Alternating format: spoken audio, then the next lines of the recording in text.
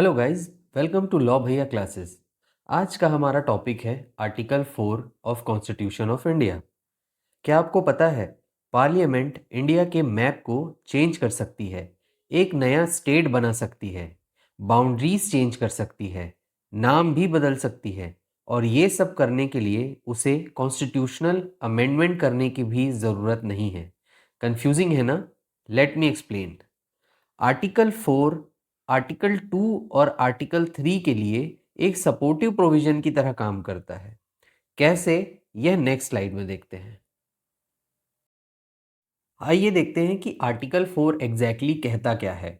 Any law refer to in article 2 और article 3 shall contain such provisions for the amendment of the first schedule and the fourth schedule as may be necessary to give effect to the provisions of the law।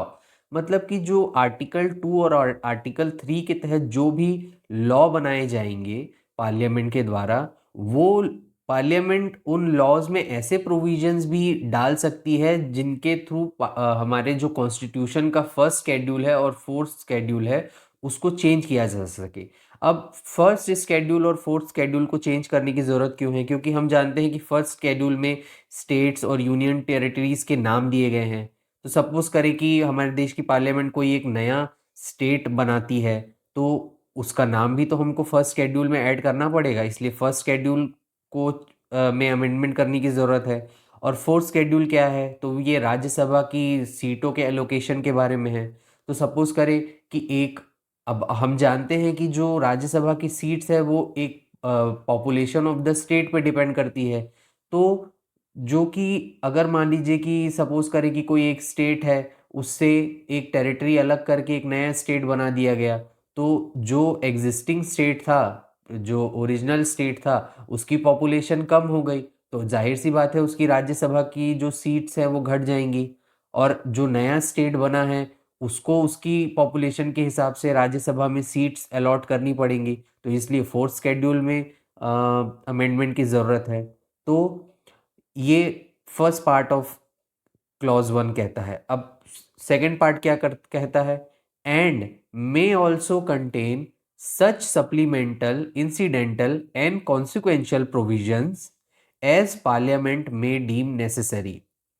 इसका क्या मतलब है? ये optional है, ये जो second part है and may also, मतलब कि पार्लियामेंट चाहे तो ऐसा भी कर सकती है।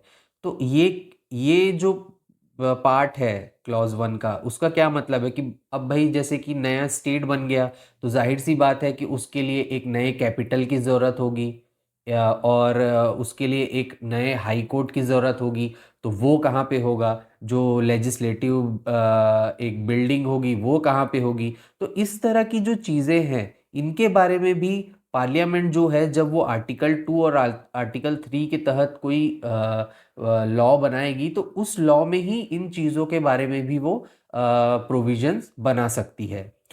अच्छा, सेकेंड क्लॉज क्या कहता है? No such law as aforesaid shall be deemed to be an amendment of this constitution for the purpose of article 368।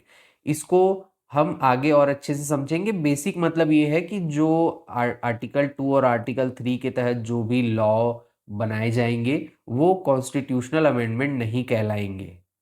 तो ये था आर्टिकल 4 की सिंपल रीडिंग। आइए चलते हैं अगली स्लाइड में और इस आर्टिकल को और अच्छी तरह से समझते हैं। यहाँ पे देख रहे हैं की point 1, parliament can make necessary changes. ये जो एग्जाम्पल हम देख रहे हैं सामने, आंध्र प्रदेश जो स्टेट था उससे अलग करके तेलंगाना एक नया स्टेट बनाया गया। मतलब कि name change, boundaries change, Lok Sabha और राज्यसभा की सीट्स चेंज। सो नेचुरल है कि कॉन्स्टिट्यूशन में भी चेंजेस करने पड़ेंगे। तो for example schedule 1 and 4 of constitution, article 4 जो है वो पार्लियामेंट को यह पावर देता है कि वह इन बदलावों को कर सके through simple law.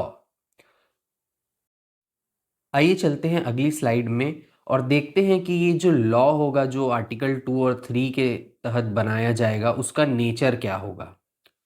These laws are not constitutional amendment. जैसे कि हमने सिंपल रीडिंग ऑफ आर्टिकल 4 में देखा ही है कि जो क्लॉज 2 था उसमें लिखा हुआ था कि ये कॉन्स्टिट्यूशनल अमेंडमेंट के तहत नहीं हो आएगा। तो इवन दो पार्लियामेंट इस प्रोसेस में कॉन्स्टिट्यूशन में बदलाव कर रही है, पर आर्टिकल 4 यह कहता है कि यह बदलाव कॉन्स्टिट्यूशनल अमेंडमेंट की परिभाषा में नहीं आते, जिसका मतलब है कि no special majority is required, no state ratification is required, just simple majority in parliament is enough. तो ये था आर्टिकल 4 का एक सिंपल एक्सप्लेनेशन। अगर आपको ये वीडियो अच्छा लगा तो इस वीडियो को लाइक करें, शेयर करें और हमारे चैनल को सब्सक्राइब करें। और भी नए वीडियोस के लिए हमारे चैनल को देखते रहें। Thank you.